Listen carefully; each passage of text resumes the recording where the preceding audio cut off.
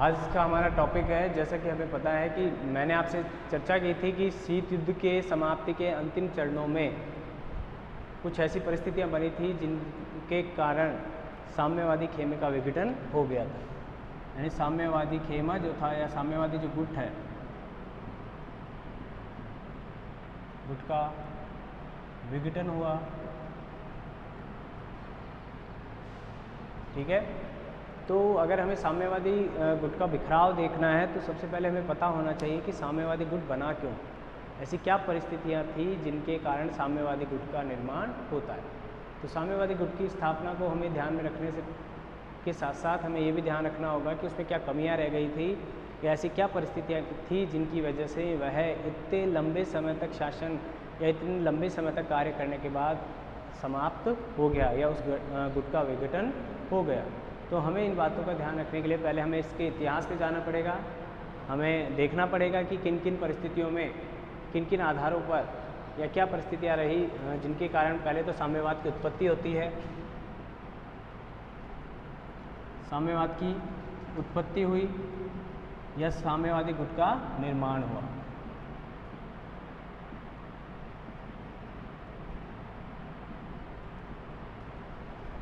ठीक है,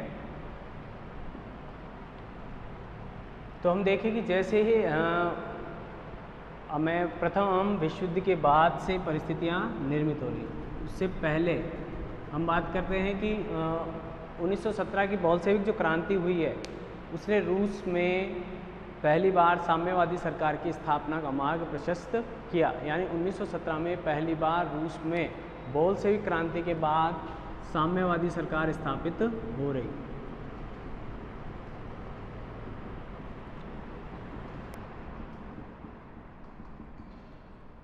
बोल्शेविक क्रांति के बाद, ठीक है, किसके नेतृत्व में? लेनिन के।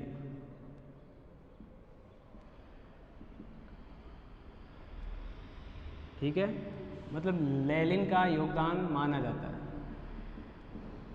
लेनिन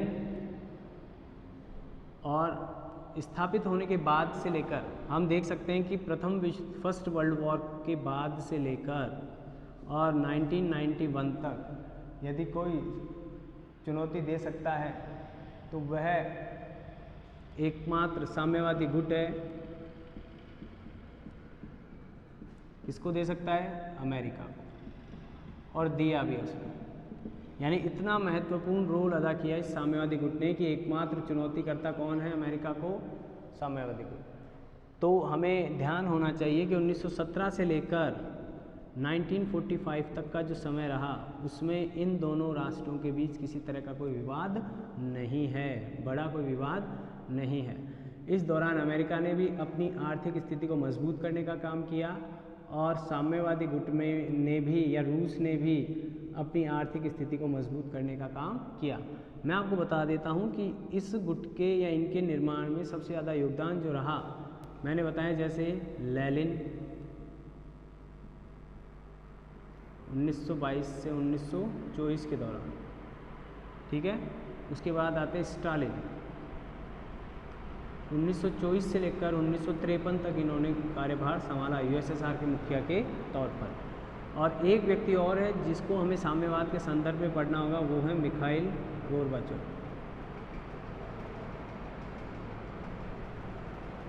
उनका कार्यकाल रहा 1985 से 1991 तक का। ये तीन महान व्यक्ति मान लीजिए या तीन महत्वपूर्ण व्यक्ति मान लीजिए जिन्होंने साम्यवाद की स्थापना के निर्माण से लेकर साम्यवाद के विघटन तक यूएसएसआर के प्रमुख व्यक्ति के रूप में भूमिका निभाई है। तो हमें तो मैं आपको ये बता रहा था कि इस दौरान इन दोनों व्यक्तियों के कार्यकाल मैक्सिमम हो चुका था, तो इन्होंने रूस को स्थापित किया आर्थिक रूप से, या मतलब साम्यवाद के विस्तार में महत्वपूर्ण भूमिका निभाई है। यस, साम्यवाद के माध्यम से रूस के प्रभुत्व को बढ़ाने का काम किया। ये स्टालिन को लौह पुरुष कहा जाता है रूस का। तो ये इनकी कठोर जो नीतियां हैं रूस के लौह पुरुष कहलाते हैं, क्योंकि उनके जो कार्य हैं या कार्य पद्धतियां जो उन्होंने लागू की उनको ध्यान में रखते हुए इन्हें रूस का लौह पुरुष कहा जाता है। तो आप देखिए जो इतनी सूचनाएं हमने बोर्ड पर देखी हैं, इनका आपके माइंड में एक मैप तैयार हो जाना चाहिए ताकि आपके ध्यान में रहे। और इसके बाद से तो आपको पता ही है कि विश्व में शीत युद्ध प्रारंभ हो जाता है, तो साम्यवाद संघर्ष की अवस्था कह सकते हैं। तो साम्यवाद और पूंजीवाद में संघर्ष उत्पन्न हो रहा है। अभी तक सहयोग, तो अगर हम कहते हैं सहयोग है, लेकिन अगर हम कहें कि इतनी बड़ी मात्रा में सहयोग नहीं है, लेकिन संघर्ष भी नहीं है इनके बीच में। सहयोग है, संघर्ष नहीं है। तो ये क्या कर रहे हैं कि अभी अपने आप को डेवलप करने में लग रहे हैं। लेकिन 1945 के बाद का जो कार्यकाल शुरू होता है, 1945 से लेकर 1985 तक, ये आपस में संघर्ष कर रहे हैं। और 1985 से तो तनाव में शिथिलता आ रही है वापस, जैसा कि हमने चरण हालांकि हमने 87 से रखा था, लेकिन हम 85 क्यों कर रहे हैं? क्योंकि मिखाइल गोर्बाचोव के प्रशासन में आने से लेकर तब ही प्रशासन में जब मिखाइल गोर्बाचोव आ रहे हैं, मुख्य भूमिका निभा रहे हैं, तब से ही तनाव में शिथिलता का काम प्रारंभ हो जाता है, या रूस या अमेरिका के संबंधों में जो तनाव था उसमें शिथिलता आनी शुरू हो जाती है।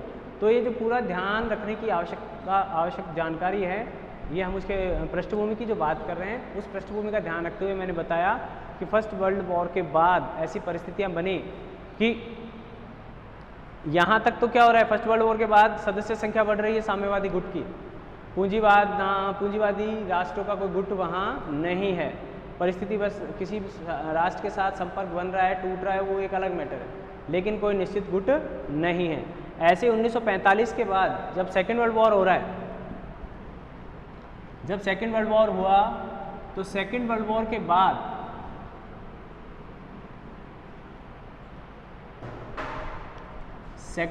बाद रूस को या यूएसएसआर को लाखों सैनिकों की जान से हाथ धोना पड़ा।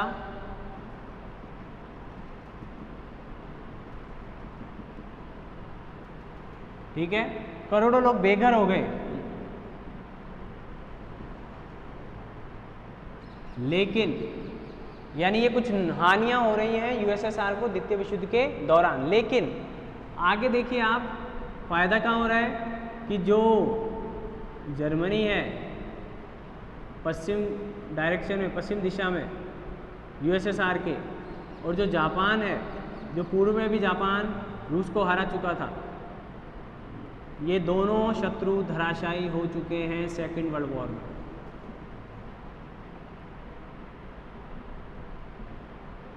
यानी आप समझ सकते हैं कि दोनों शत्रुओं को समाप्त होने में रूस को कोई विशेष प्रयास नहीं करना पड़ा। अमेरिका ने और यूरोपीय राष्ट्रों ने मिलकर जर्मनी और जापान दोनों को हरा दिया। तो इसका मतलब बेनिफिट हुआ सेकेंड वर्ल्ड वॉर का।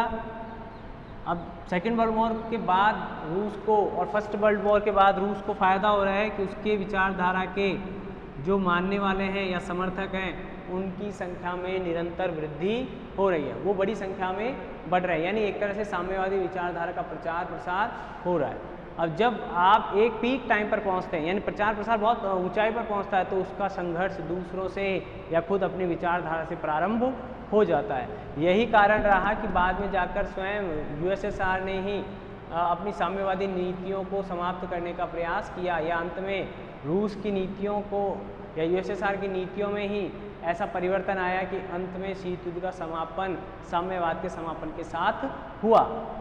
तो हम ये एक आकलन करने का कारण यही है कि हमें पता रहे कि कब साम्यवाद उठ रहा है और कब साम्यवाद का विघटन हो गया, क्योंकि साम्यवाद ही एकमात्र चुनौती थी और उसके विघटन के साथ ही संपूर्ण विश्व में एक ध्रुवीय व्यवस्था स्थापित हो रही है। तो आपके दिमाग में रहना चाहिए कि यूएसएसआर की उत्पत्ति किस प्रकार से हुई और किस प्रकार से उसका अंत हुआ।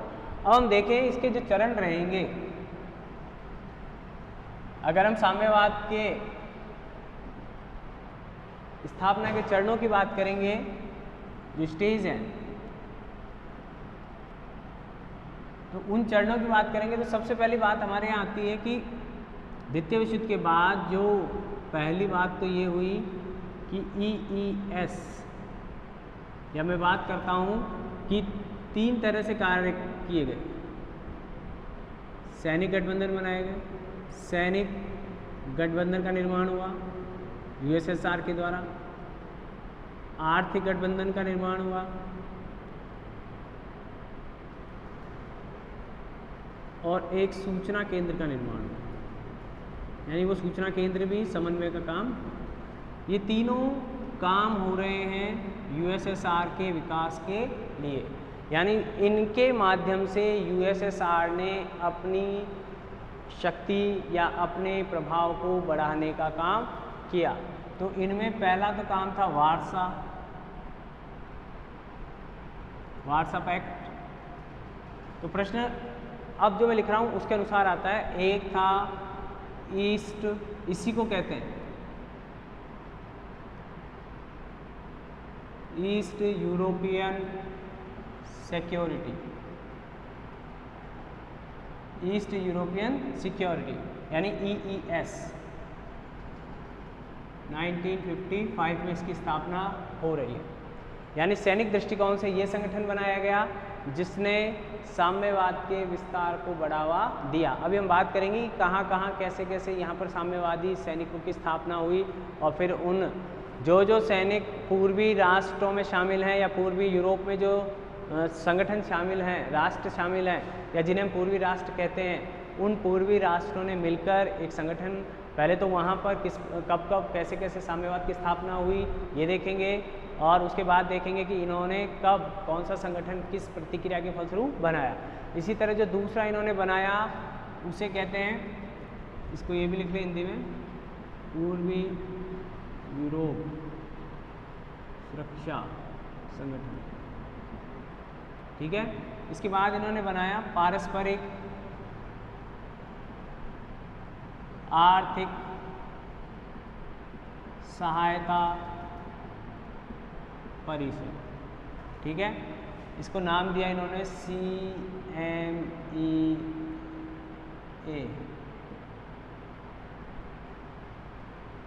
ठीक है।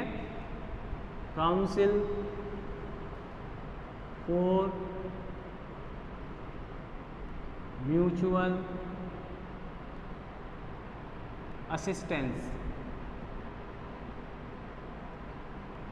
ये बनी 1949। ठीक है। ऐसे ही जो तीसरा है कॉमन फॉर्म कहते हैं, कम्युनिस्ट इंफॉर्मेशन ब्यूरो। ठीक है। इस ब्यूरो को शॉर्ट में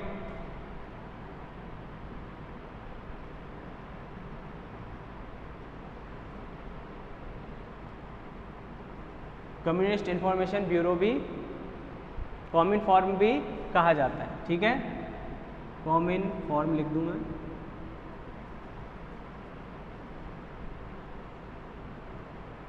common form.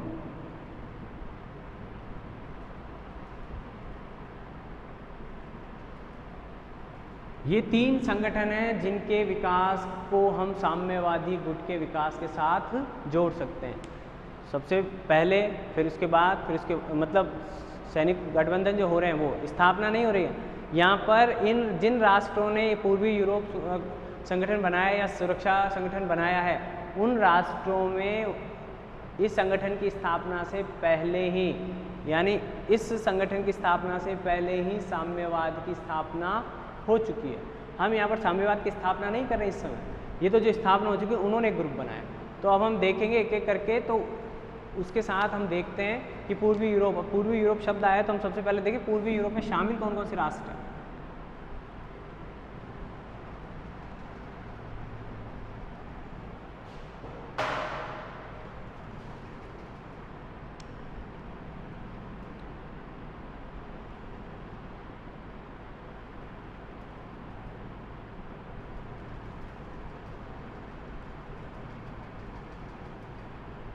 Romania,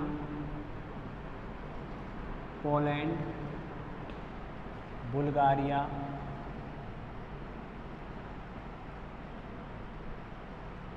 Albania, Hungary, Czechoslovakia, Yugoslavia,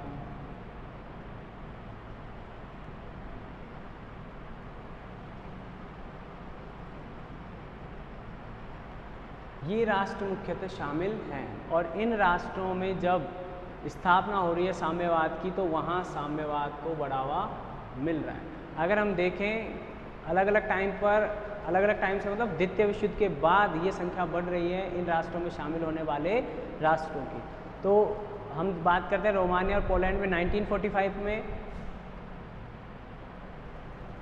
जब चुनाव हो रहे हैं और उन चुनावों के बाद जो नई सरकारें बन रही हैं वह या तो पूर्णतः साम्यवादी सरकारें हैं या साम्यवाद के प्रभाव में आकर वहाँ सरकारों का निर्माण हो रहा है। आगे देखें आप, जैसे पूर्वी जर्मनी में, पूर्वी जर्मनी लिखा नहीं मैंने, लिख देता हूँ मैं एक बार। पूर्वी जर्मनी में 1949 में साम्यवाद की स्थापना हुई। बुल्गारिया, अल्बानिया, हंगरी 1946, ये शामिल नहीं थे वहाँ, इन राष्ट्रों में स्थापित नहीं हो पाया। इसमें हुआ, इसमें नहीं हुआ, ये शामिल नहीं था। साम्यवादी सरकार की स्थापना होने के अलावा इस ईस्टर्न में शामिल नहीं होगा। ठीक है, तो यहाँ पर ये तीनों 1946 में हुए हैं, ये दोनों 1945 तक हो चुकी है। यहाँ पर बेशक वहाँ पर सरकारें चाहे बाद में शामिल हो या नहीं, पोलिश संविधान लागू हो रहा है पोलैंड में 1945 के बाद, यानी यहाँ पर 1900 यानी सेकेंड वर्ल्ड वॉर कहते हैं, 1945 कहते हैं, यानी सेकेंड वर्ल्ड वॉर के बाद इन राष्ट्रों में, इतने राष्ट्रों में साम्यवाद की स्थापना हो रही है और इसे ही साम्यवाद के विस्तार का नाम दिया गया। इसी डर से शीत युद्ध का भी प्रारंभ हुआ। जब ये सारी कंडीशन इस वक्त हो रही है, तो इस कंडीशन के प्रारंभ होने से अमेरिकी गुट में या अमेरिका में ये भय व्याप्त हो गया कि एक लंबे समय के बाद अगर इसे नहीं रोका जा रहा है आज, तो एक लंबे समय के बाद संपूर्ण विश्व में साम्यवादी विचारधारा का प्रचार हो जाएगा। तो उस प्रचार को रोकने के लिए आगे अमेरिका जो कदम उठाता है, उन कदमों के उठने से ही शीत युद्ध का प्रारंभ हुआ था। तो इससे पहले हम और देख लें कि जब मैं आपको पहले ही बता रहा था 1917 में वहाँ पर स्थापना हुई, यूएसएसआर की स्थापना हो रही है, वहाँ पर अलग अलग व्यक्ति समय समय पर आ रहे हैं, लेकिन उसे मान्यता 1924 में देता है यूके, तो यानी ये मान्यता नहीं दे रहे, और 1933 में देता है अमेरिका। ये लोग इतना डिले करते हैं, 1922 में बन रहा है जबकि, ठीक है, 30/12/1922 को स्थापना हो रही है और उस स्थापना को मान्यता मिल रही है 1924 में और 1933 में, यानी साम्यवाद की स्थापना के साथ ही उस विचारधारा का दूसरी विचारधाराओं के साथ विरोध प्रारंभ हो गया और इस विरोध प्रारंभ होने के कारण ही शीत युद्ध का भी जन्म हो रहा है। तो मैंने आपको बताया कि किस तरह से पूर्वी यूरोप में कब कब कैसे कैसे स्थापना हो रही है। हमें ये ध्यान रखना है जब हम आगे इसकी चर्चा करेंगे। ये अभी हमने क्या किया है, स्थापना की है साम्यवाद की अलग अलग समय पर। तो आगे हम जब देखेंगे तो हमने 3 ये संगठन भी देखे, स्थापना भी देखी, अब हम उसका विघटन देखेंगे और उनकी डिटेल भी करेंगे। ऐसा नहीं कि मैंने अभी लिखकर छोड़ दिया, उनकी डिटेल भी देखेंगे, लेकिन एक आउटलाइन आपके माइंड में होनी चाहिए कि आप क्या पढ़ने वाले हैं और क्या क्या कितना कितना आपको उसमें पढ़ना है। तो विघटन हो रहा है, मिखाइल गोर्बाचोव की नीतियाँ, पहली बात तो याद है, ये हमारे उसमें बिंदु में भी आएगा, लेकिन हम कहते हैं मिखाइल गोर्बाचोव ने 25/12/1991 को यूएसएसआर के मुखिया का पद छोड़ दिया। ठीक है, और 26/12 साम्यवादी गुट का विघटन हो गया।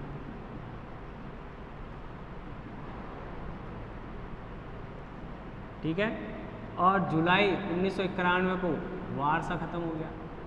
वारसा पैक्ट जो था, वारसा पैक्ट समाप्त, और इसके समाप्त होने के साथ ही और स्पष्ट तौर पर साम्यवादी गुट का भी विघटन हो गया। तो ये बात है, ये हमारा माइंड थोड़ा सा हमें ध्यान रखना होगा कि हम क्या पढ़ रहे हैं। तो तो ये मुख्य घटनाएं हैं, इनको ध्यान रखेंगे। अभी स्थापना की थी 1955 में और 1991 में इसका समापन हो गया। तो ये जो समापन है इसके आधार पर हम कहते हैं कि वास्तविक रूप से ये शीत युद्ध शीत युद्ध भी समाप्त हो गया और साम्यवादी गुट भी समाप्त हो गया। आगे देखें आप, तो विघटन के जो कारण हैं वो देख लें। सबसे पहले जैसे मैंने बताया था, ये रीजन्स हैं, इन रीजन्स में सबसे पहला कारण रहा ये व्यक्ति,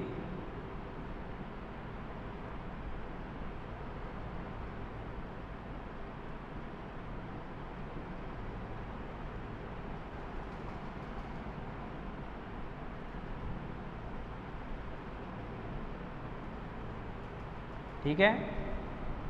दूसरा रहा यूएसएसआर की आर्थिक मजबूरियां,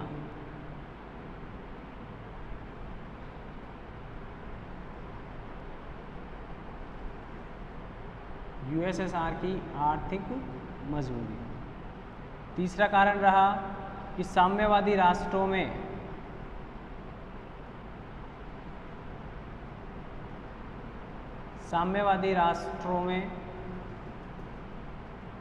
पूंजीवादी व्यवस्था का उदय, पूंजीवादी व्यवस्था का उदय होना, ठीक है। एक कारण और रहा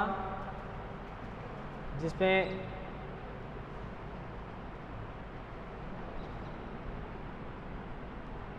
अमेरिका का कुशल नेतृत्व,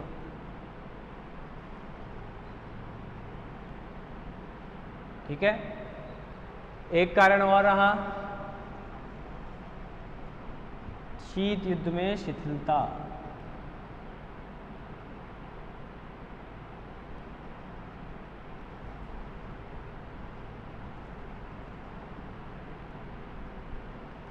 जब शीत युद्ध में शिथिलता आई है तो इस शिथिलता के कारण भी दोनों राष्ट्र इस बात पर सहमत हो रहे हैं कि हमें भी आपसी संबंधों में जो कड़वाहट थी उसे कम करना चाहिए, या जो विचारधारा के आधार पर डिवाइडेशन था उसे समाप्त कर देना चाहिए। तो ऐसा ये सोच रहा है यूएसएसआर, क्योंकि आप समझ सकते हैं कि यूएसएसआर की आर्थिक स्थिति ठीक नहीं है, या हम कहते हैं मुख्यतः रूस की आर्थिक स्थिति ठीक नहीं है।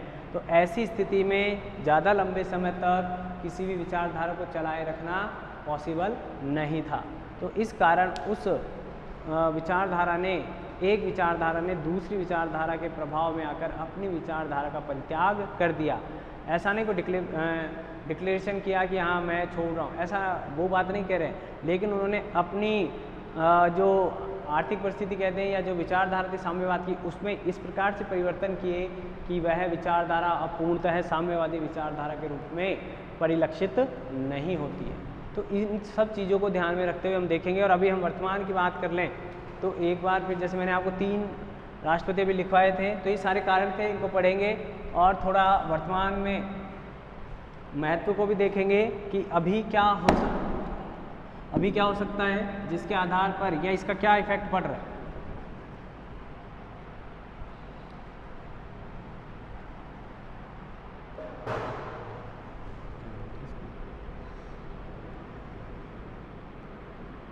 प्रासंगिकता,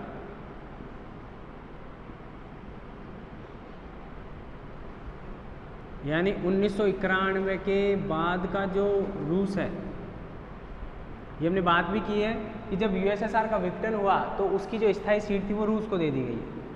यानी एक तरह से रूस अब उस यूएसएसआर का प्रतिनिधि बन सकता है या बना उस वक्त, क्योंकि मैं बन सकता है इसलिए कह रहा हूँ क्योंकि रूस पूर्णतः साम्यवादी राष्ट्र नहीं रहा है।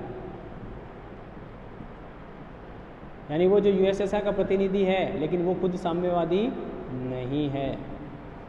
माना व्लादिमीर पुतिन जो हैं, अभी रूस की आर्थिक स्थिति जो 1991 में खराब थी, उस खराब स्थिति को उन्होंने आज मजबूती में बदल दिया। आज रूस एक बार फिर अंतर्राष्ट्रीय स्तर पर प्रभुत्व जमाने की ओर अग्रसर है या प्रभाव स्थापित करने की ओर अग्रसर है। तो ये तो वर्तमान परिस्थिति में देखेंगे, क्योंकि अभी उसने चीन और रूस के संबंधों में भी अभी थोड़ी सी खटास आई। पुतिन वापस मजबूत बनाने का प्रयास कर रहे हैं, अमेरिका को चुनौती देने का काम कर रहे हैं, अपने आप को इस तरह से प्रेजेंट कर रहे हैं कि वह अमेरिका के जो दादागिरी है उसको कम कर सके, ऐसा मान रहे हैं। और दूसरी तरफ है रूस चीन को भी चुनौती दे रहा है, चीन को भी अपने कार्य के अनुसार दंडित कर रहा है या समर्थन दे रहा है। लेकिन इस पोजीशन से देखा जाएगा तो साम्यवाद के उदय की वापस कोई संभावना नहीं है, लेकिन रूस के उदय की संभावनाएं बन रही हैं, जो कि यूएसएसआर का एक प्रमुख सहयोगी था या संचालक था, ऐसा मान सकते हैं। ठीक है, तो ये जो मैं आपको बता रहा हूँ वो ये है कि वर्तमान में साम्यवाद की क्या पोजीशन है, क्या साम्यवादी गुट या साम्यवादी राष्ट्र वापस एक बार आ सकते हैं, या साम्यवादी गुट का निर्माण हो सकता है, या साम्यवादी गुट की जगह साम्यवादी राष्ट्रों की स्थिति ऐसी है कि क्या वो अंतर्राष्ट्रीय स्तर पर अमेरिकी वर्चस्व को चुनौती दे सकते हैं। तो हम कहेंगे कि ऐसा अभी तो वर्तमान में बिल्कुल भी नहीं है, लेकिन रूस पहले की स्थिति से बेटर है, तो हो सकता है कि वह अपनी आर्थिक स्थिति को इस पोजीशन तक ले जाए कि वह अमेरिका को चुनौती दे सके। क्योंकि जिस तरह से अमेरिका का वर्तमान नेतृत्व है डोनाल्ड ट्रंप का, उसने दुनिया में विभाजन की राजनीति को जन्म दिया है। अन्य राष्ट्रों से अपने आप को बेहतर दिखाने का प्रयास कर रहा है अमेरिका एक बार फिर, और उसके भिन्न भिन्न जो राष्ट्र हैं या सहयोगी जो राष्ट्र हैं उनसे भी संबंध निरंतर उतने अच्छे नहीं हो पा रहे हैं। तो इस कारण से हम इन सब विषयों की चर्चा करेंगे।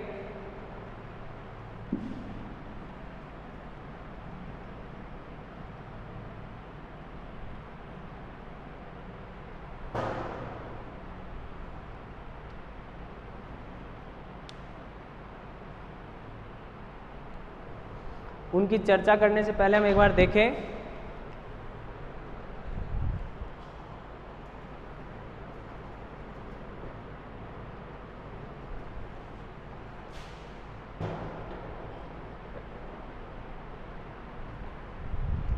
जो हमारा सबसे पहला जो संगठन था वार्सा पैक्ट,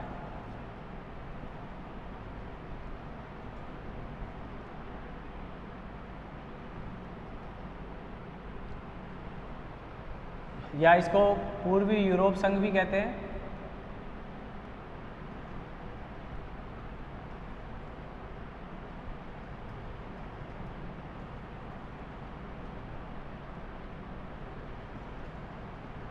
इसी का दूसरा नाम देकर इसकी फुल फॉर्म पूछी जाती है। अब हम बात करते हैं कि जब द्वितीय विश्व युद्ध के बाद पूर्वी यूरोप के राष्ट्रों में साम्यवाद की स्थापना हुई, जैसा कि हमने थोड़ी देर पहले देखा था, तो इन संगठनों ने नाटो की प्रतिक्रिया में, किसकी प्रतिक्रिया में? नाटो की प्रतिक्रिया में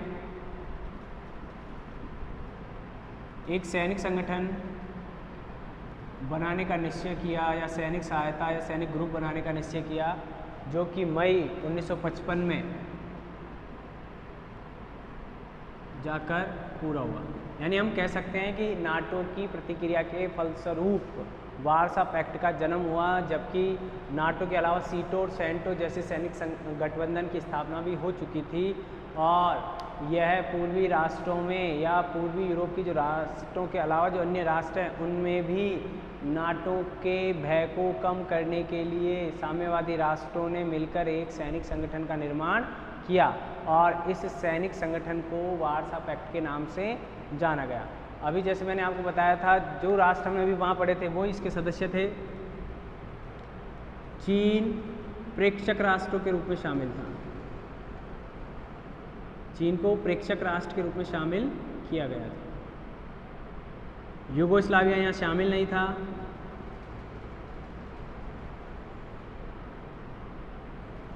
और बाकी जो राष्ट्र थे रोमानिया, बुल्गारिया, हंगरी, ये सब इसमें शामिल हैं। पूर्वी यूरोप के जो राष्ट्र थे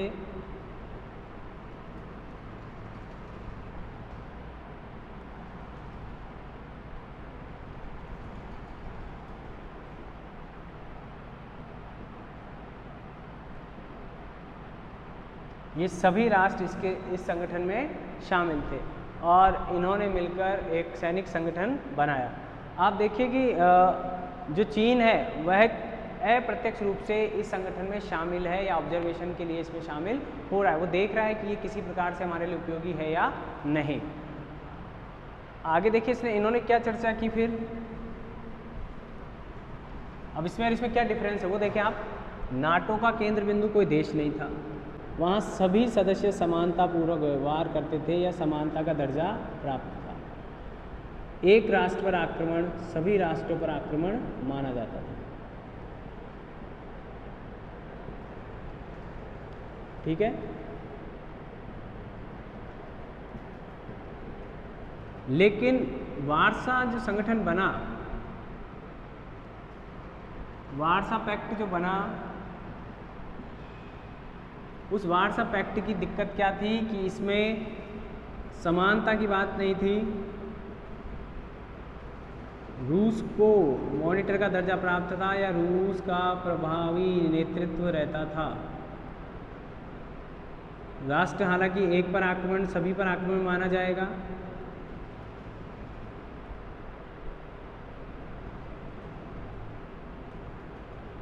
इसके अलावा एक संयुक्त कमांड यानी जॉइंट सेना बनाई जाएगी। कमान थी 4, उत्तर, दक्षिण, मध्य और सुदूर पूर्व। ये इस तरह की कमान थी इनके पास, और इस कमान का यही दायित्व था कि जब भी किसी प्रकार की सैनिक आवश्यकता होगी, उस आवश्यकता को पूरा करने के लिए सैनिकों को एक संयुक्त निर्देशन के अंतर्गत आगे भेजा जाएगा। और इसके अलावा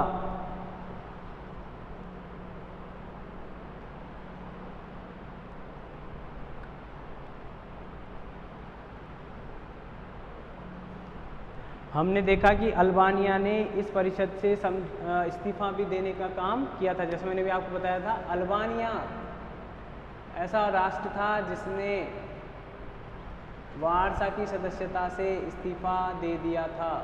यानी ये याद रखना इम्पोर्टेंट है आगे के लिए भी याद रखने के लिए। ठीक है, तो अल्बानिया ने वार्सा की सदस्यता से इस्तीफा दिया। लेकिन आप ये ध्यान रखें कि ये न केवल सिर्फ सैनिक सहयोग के लिए काम कर रहे हैं, बल्कि सदस्य राष्ट्रों के द्वारा मेन बात यहाँ ये ध्यान रखनी थी किसकी प्रतिक्रिया के फलस्वरूप बनाए। सैनिक संगठन राजनीतिक, आर्थिक, सैनिक तो था ही, सदस्य राष्ट्र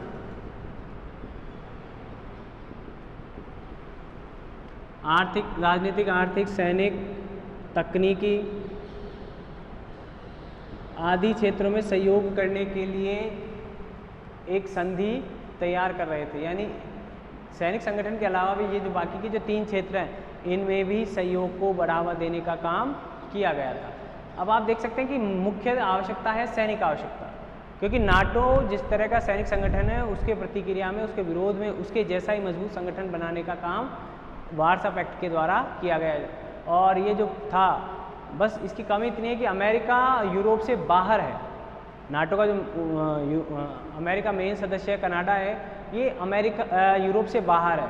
और बाकी राष्ट्र जो हैं उनमें से भी मुख्यतः यूरोप के राष्ट्र हैं, और वार्सा के सदस्य भी यूरोप के ही राष्ट्र हैं। तो मुख्यतः यूरोप में तनाव क्रिएट करने की वजह, तनाव जो था वह उत्पन्न हो रहा है। जो आज भी यूरोप में जो प्रभाव क्षेत्र रूस के अंतर्गत आते हैं और जो प्रभाव क्षेत्र पश्चिमी राष्ट्रों के अंतर्गत आते हैं, उनमें तनाव बना रहता है। और इस तनाव की अवस्था को ख़त्म करने के लिए आज भी निरंतर प्रयास किए जा रहे हैं। आगे देखें आप, दूसरा जो हमने बात की थी, तो ये सैनिक प्रयास तो हो चुका है, सैनिक गठबंधन बन चुका है। इसके आगे हम बात करेंगे आर्थिक संगठन, दूसरी जो स्टेज है।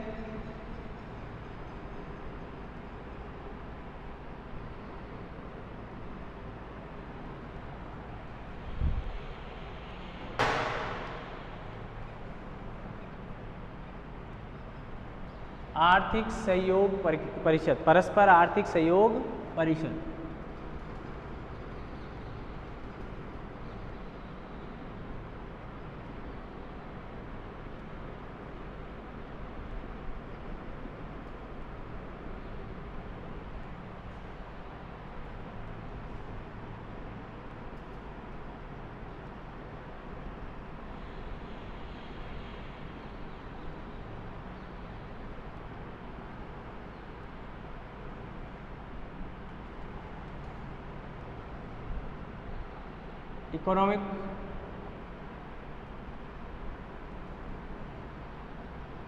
Economic assistance.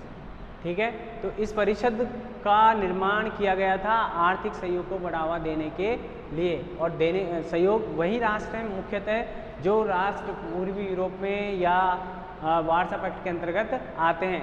एक दो सदस्य नए हैं जो अभी आपको बता देंगे। अब आप इसमें देखिए नए जो सदस्य हैं या प्रारंभिक जो सदस्य हैं जो इस टाइम जुड़े थे, रोमानिया,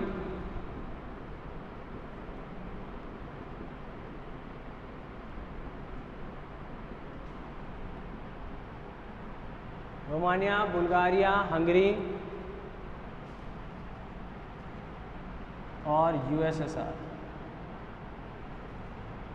पोलैंड। फिर इसके बाद आता है अल्बानिया और पूर्वी जर्मनी 1950। फिर आता है मंगोलिया 1962, और जो अंत में आता है वो है यूगोस्लाविया 1964।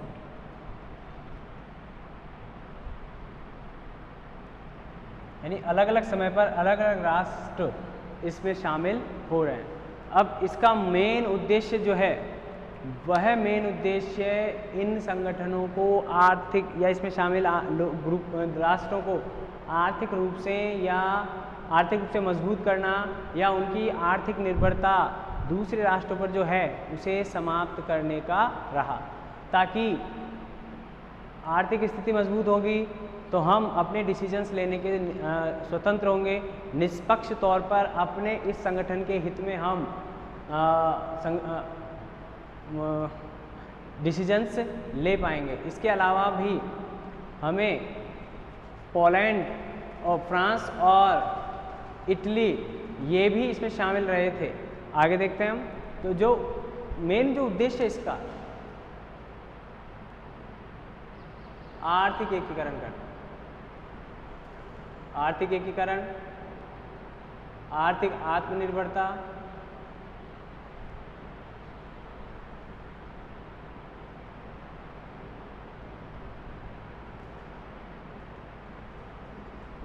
एकीकरण के अलावा आर्थिक आत्मनिर्भरता प्राप्त करना इस संगठन का मेन उद्देश्य रहा है। ताकि जैसा मैंने पहले बताया आपको, अब हम आगे चर्चा करेंगे कि किस तरीके से इस संगठन के द्वारा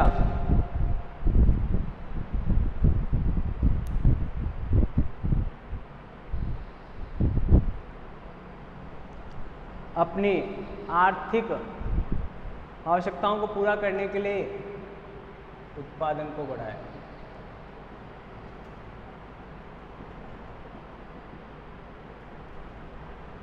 तो ये इसका मेन उद्देश्य, ठीक है, उत्पादन को बढ़ाकर या फिर संसाधनों या जो कच्चे माल है उसके उत्पादन को बढ़ाकर या संसाधनों की खपत को बढ़ाकर या उपभोक्ता मार्केट को बढ़ाकर कीमतों को नियंत्रित करने का काम, जैसा कि जनरली साम्यवाद में होता है, इस तरह का काम इनके द्वारा किया। इसका नतीजा ये रहा, इसका प्रभाव ये रहा कि इन राष्ट्रों के औद्योगिक उत्पादन में अत्यधिक वृद्धि हो गई।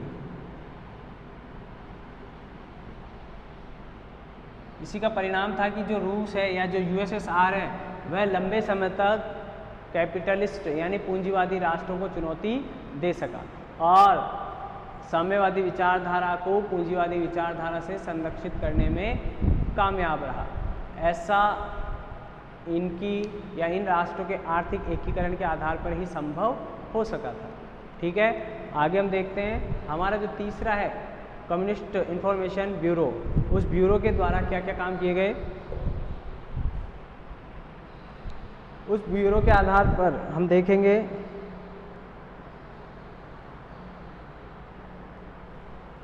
कि किस तरह से इन राष्ट्रों ने, देखें आप, तीसरा और करा देता हूँ, जो ये हमारा पॉइंट कंप्लीट हो जाएगा।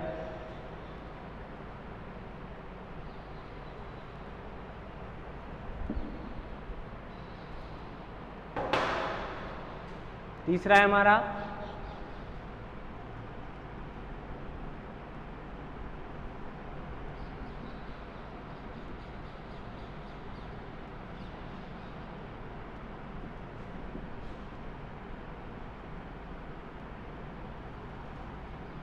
ठीक है।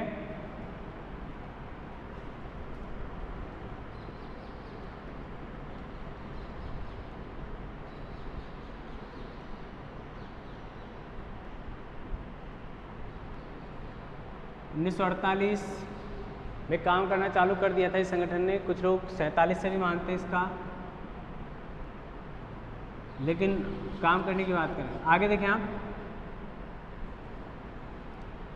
इसमें फ्रांस और इटली शामिल होते हैं साम्यवादी राष्ट्रों के अलावा।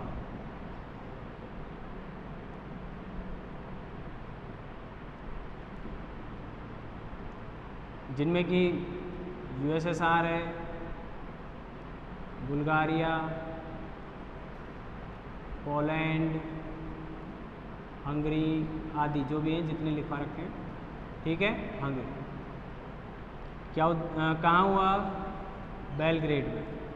इन सब ने मिलकर डिसाइड किया कि बेलग्रेड में एक सूचना केंद्र खोला जाएगा, और इस सूचना केंद्र का उद्देश्य क्या रखा गया कि साम्यवाद की जो नीतियां हैं उनका प्रचार प्रसार करना, इनमें आपस में समन्वय बनाना, सहयोग के नए नए क्षेत्रों का निर्धारण करना,